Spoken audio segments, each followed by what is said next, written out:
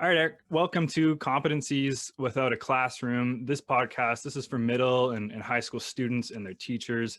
These are busy individuals, so they don't have time for fluff. Eric, we're going to jump right into it. I'm going to ask you an important question to kick things off.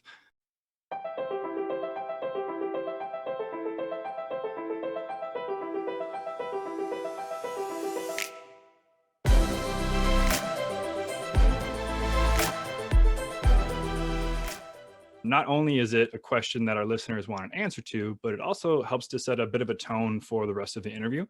So with that, Eric, pineapple on pizza, yes or no? Never, absolutely never. Even though it was apparently invented in very close to my hometown, Chatham, Ontario, not for me. The Hawaiian pizza or just the fact of putting, yeah? Hawaiian pizza. All right, so go Chatham. That's the most exotic thing I've heard about Chatham in a long time. Yeah. All right, Eric. So I'm a big believer that our listeners love pineapple and pizza, so you have a bit of ground to make up, but that's okay because we're just getting started. Who is Eric Janssen, and what are you doing for work right now? Sure. I am a hybrid educator entrepreneur. So my background is not in academia. My background is as an entrepreneur, always on the sales side of the entrepreneurship equation. So I think that in early and growth stage companies, there's really two things that matter the most, and that's building something that people want and then having the ability to sell it. So I've always been the seller. I spent an entire career starting and growing companies. And at the end of, call it the first chapter of that, I took a step back and said, wow, there's a whole bunch of things here that I found were really valuable.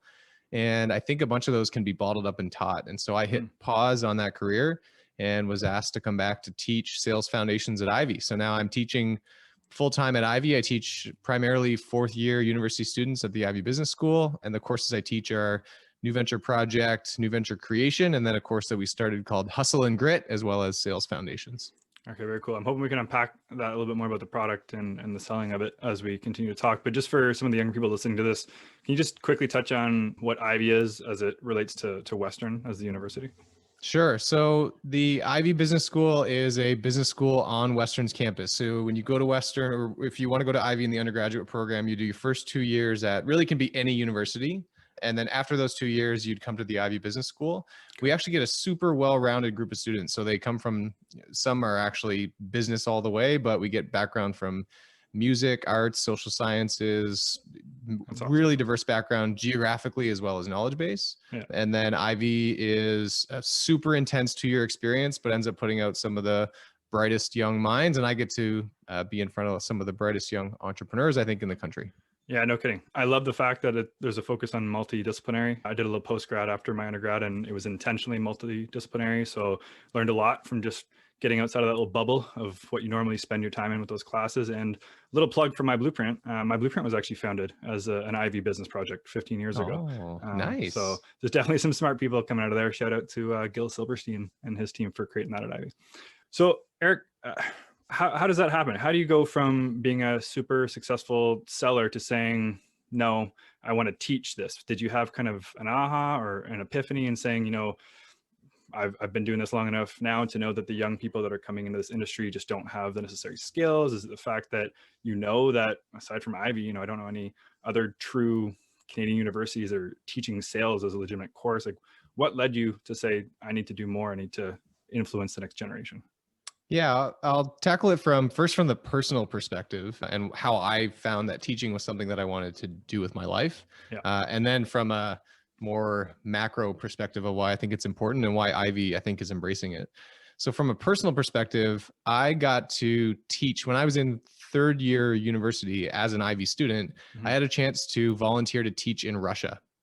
And I'd never really taught before, but sort of threw my hat in the ring and got to go on this really cool experience where we took some entrepreneurial skills and packaged them up and got to deliver them in a remote city in Russia. And it was the first time that I got exposed to teaching, and having been a student entrepreneur, I found that I was able to bring a lot of the experiences that I had in starting businesses into the classroom. So I wasn't speaking to them as theories. I was saying, hey, here's this theory, but also here's how I used it when I was running this little student business. Right.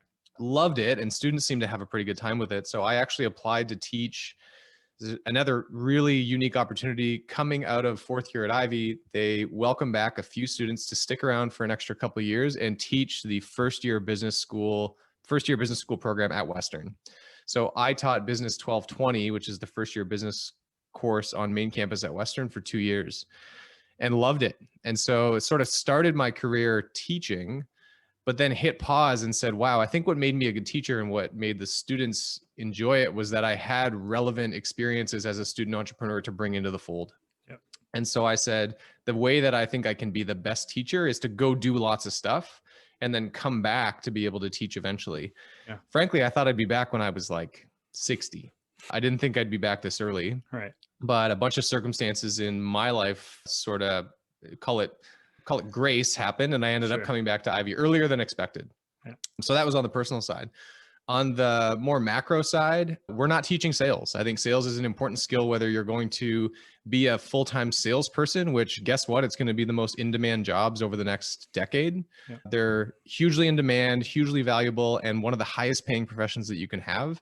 And yet we don't teach it at most universities. Even if you're not going into sales, I'm not sure what your full-time day job is, whether you're in marketing, if you're an entrepreneur trying to convince people to join your company, trying to raise money, if you work at a large corporation and are trying to get people on your team on side with a new idea, trying to convince your kids to eat vegetables, everybody's in sales, and yet we're not teaching any of it. So I think that's why Ivy was open to giving it a shot. We opened the doors last year just to see if there was interest. I was 300% oversubscribed for the very first year that we opened the course. So there's definitely some interest in teaching sales professionally.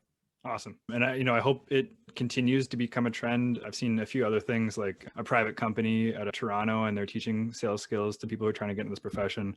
A lot of other professions have this clear path about how you get from A to B and the type of degree or certificate you need if you want to work there, but not sales. And like you said, it's a growing industry. It's a very professional industry. It's not like what you see on Wolf of Wall Street. It's about kind of working with that individual to figure out what kind of problems they have and decide if your solution can help solve their needs, right? And adding value to them along the way. So thank you for doing that. I hope that becomes a trend.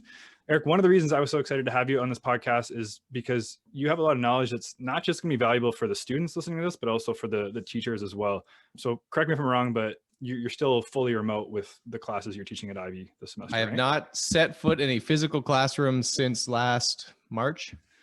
Yeah, just a few months. Yeah. So and we're going to link to them in the show notes, because you've written a few pretty interesting pieces about how you set up your home studio, which for anyone watching can see right now. You sound great, so you obviously have a decent mic.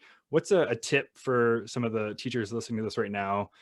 Just one takeaway about how to maybe engage your students, maybe something they haven't thought of. One of the things that I took away from your article was just before the class starts, having some pump up music to get some of the energy flowing and get some students kind of cutting through the noise, something that they wouldn't expect in another classroom. So is there something you've learned over these past, let's say, 6 months that you can share with a teacher listening?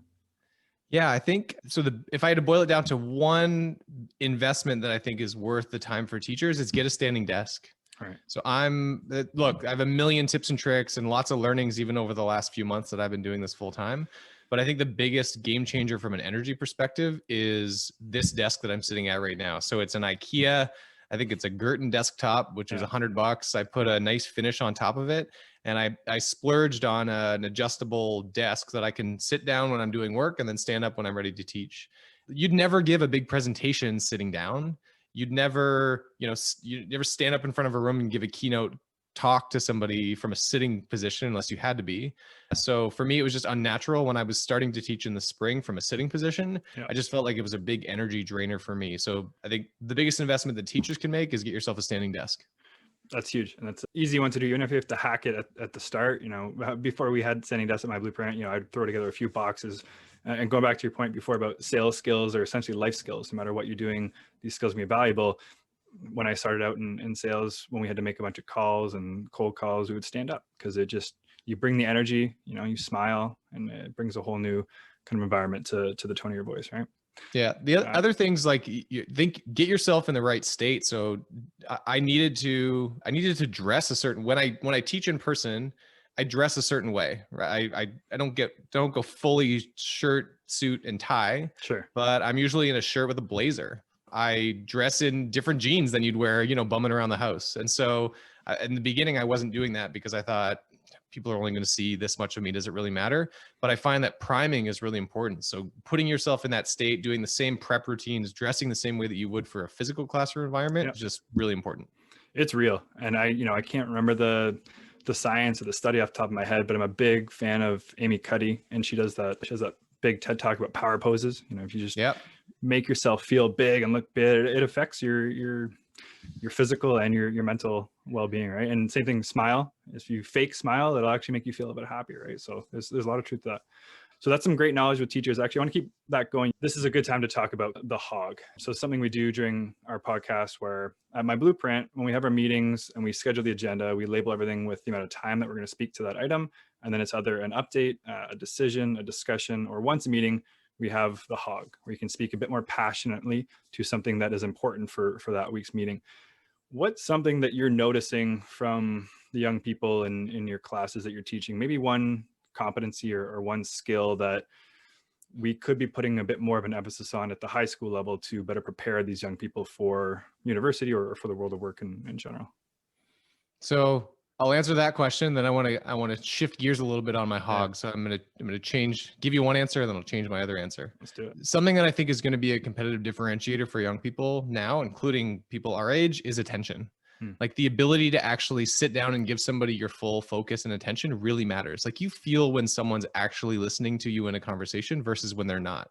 Right. So I'm a cheesy person, but literally you can see behind me there, I've got my is that a lockbox? Got my cell phone jail. And literally before I have conversations, get on phone calls, teach my classes, whatever, I literally, it's already on silent, but I take it and I put it in my cell phone jail. And that just removes the impulse of having to pick it up. You know, it's having it sit there or buzzing or lighting up on your desk. So I think attention, giving someone your full attention and eliminating the gray zone can be a really big competitive differentiator. Okay. My rant to teachers would be, I think you have an obligation to entertain. I think being a teacher is also being an entertainer. I'm biased because I had a company in the live entertainment business. Right. And so if you do the math on this, the average price of a concert ticket in the US right now is about $100 when concerts come back to happening, about $100. Sure. Students at the Ivy Business School paid a lot of money for tuition. When you look at taking a 3-hour class from me in a semester, you're paying on average, I think it's $250 for one of my class, more than 2.5 times the price of a concert ticket. Okay. I have an obligation to give you every single class $250 in value. For right or wrong, that's the way that I feel.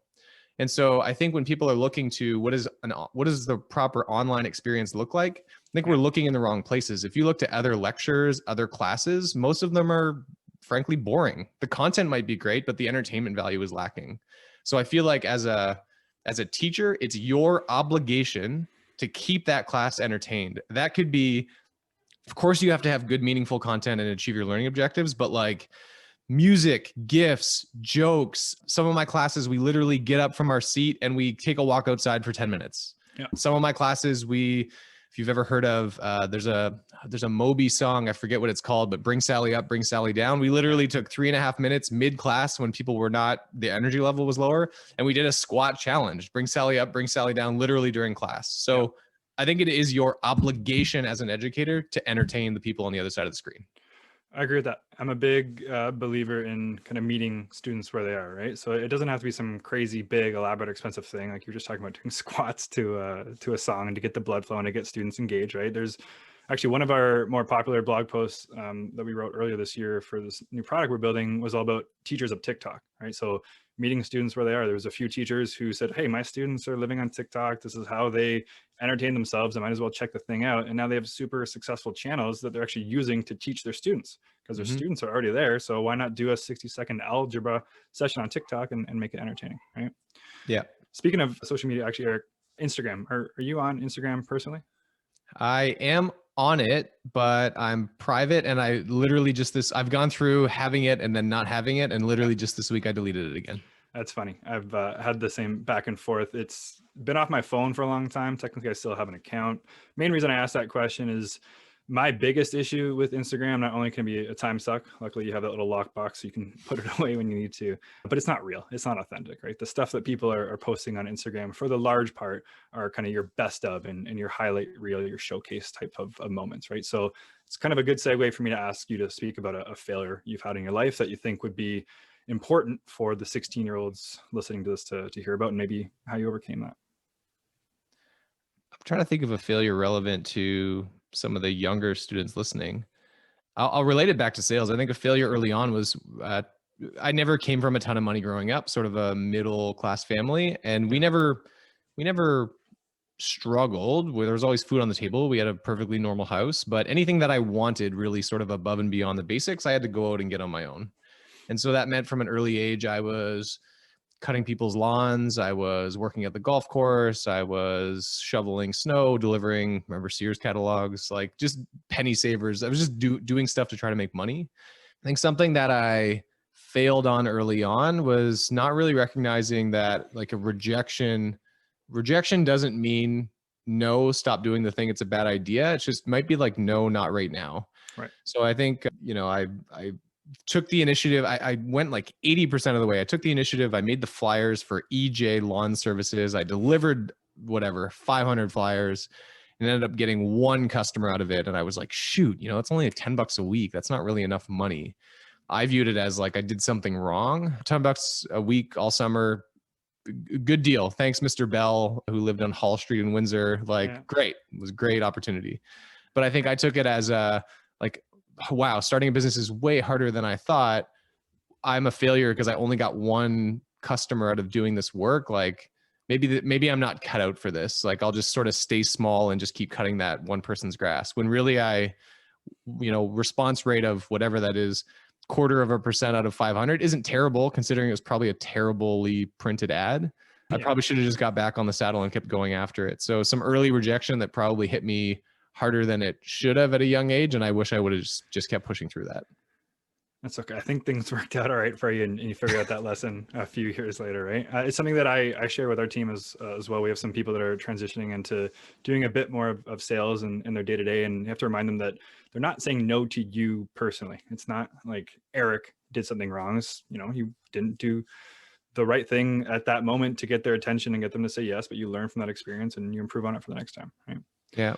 I want to give you an option of, I feel like that was sometimes a cop-out answer, right? I failed because I only got one customer. Sure. So something that I reflect on as I literally teach sales, but I like to tell my classes times where the exact thing that I'm teaching you actually did not work. And so something that I teach when we talk in our sales course classes is coming up with your ideal customer profile and sort of having the customer justify to you why they're a good fit for your business. Now there's an art and a science here, right? You can do it coming off as a jerk, but there's a way to do it so that you just make sure that the customer that you're sitting across the table from is a good fit so that you can continue the conversation. There's a massive music festival called Ultra in Miami that we really wanted to get.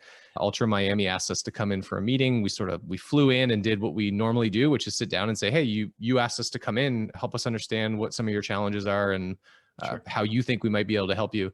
They were not having that. I think that team was really used to having everybody bend over backwards and really get down on their knees and beg them for business.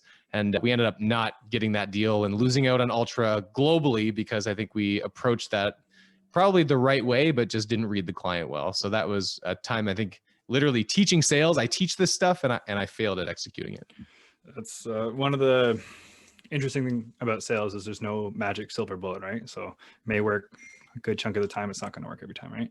Yeah. So staying in that lens of in the corporate world, Eric, you would have been involved in hiring people over the years. Let's say that somebody's applying for a job on your team and there's two people applying, two identical resumes. They look exactly the same on paper. And, this is a question that I took away from your podcast, actually, which we'll plug in the show notes as well. When you were David Ciccarelli, I want to say his name was, and he's talked about the 3 C's that he looks for when he's bringing people onto the team, right? So you have two exact resumes. They look identical on paper. What's something you've learned over the years? Like what's that skill or that competency that's going to separate one candidate from the other? So something that we always said was I always hired for trajectory, not experience. Okay. And so we gave a lot of people chances specifically in sales roles that didn't have a background in sales. And so I think we were good at recognizing talent early on and then growing them into being really good salespeople. That would be one. The second is I think resumes are slowly going away, right? When I think about the people that used to apply to jobs when I was at Intellytics, I'd never looked at, not that grades don't matter entirely, but I never looked at a transcript. Sure. I don't care what your grades were. Yeah. I frankly skimmed your resume, maybe. I went immediately to LinkedIn. Yeah. and just said, is this person, are they doing things? Is there demonstrated history of actually going out there and doing stuff? So I think the new resume is, have you started a club? Are you starting a podcast? Are you writing? Are you like, what are the extra things that are demonstrating that you're willing to go above and beyond? It could be like a blog on taking care of dogs. It doesn't matter what it is. Just like, are you taking the initiative and doing things that you're interested in outside of your normal working hours and have like a demonstrated history of actually taking those swings? Yeah. It's so easy to fake a resume these days and just put down what you think the person's going to want. I'm very biased, but I love your answer, because a big part of what I'm doing with my blueprint and this new product Spaces we're building, it's a digital portfolio. And the whole idea is for you to show evidence of your work, right? Show growth over the course of the year or the course of the subject area, prove it with a portfolio, right? So there's a lot of students who use our software that when they are applying for jobs, now they're creating a portfolio to complement the resume, right? And there's still a lot of people who will ask and expect a resume, but they'll put a link to their portfolio on their LinkedIn, or they'll create a website or write a blog or whatever it is. Just prove it, show that you're invested. Okay, it's a great answer. And if I had to rank, like, you think about cover letter, resume as the traditional things that you apply to, and people will often overlook the cover letter. I'm not as interested in like the formal cookie cutter cover letter, but I think the people that actually take a second and do some research on the person and the company and write a cover letter that's, or an email even that's specific to that person and the company, have a way better chance of getting at least a 5-10 second skim of their LinkedIn profile or whatever than people who submit either a generic cover letter, a BS cover letter that reads like every other single one that you read. You just have a better chance of getting them to look at it if you send something customized. 100%. And I'll speak to some very recent experience. My blueprint, the company I'm working for, we're a team of 35. So we're not a big company by any means, but we just posted a role for a marketing manager and we had hundreds of people apply. It was really easy to skim it down though, because everyone who didn't include a cover letter was automatically thrown into the trash.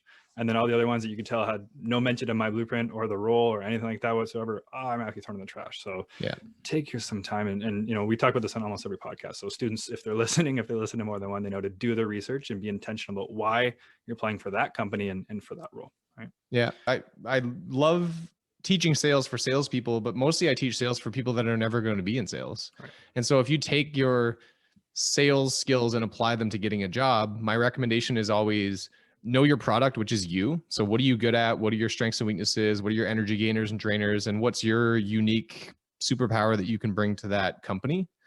And spoiler alert, if you're going to apply to startup, don't say that you want to get exposed to a bunch of things. Usually startups are hiring for a specific pain or problem, then just convince them that you're going to help them solve that.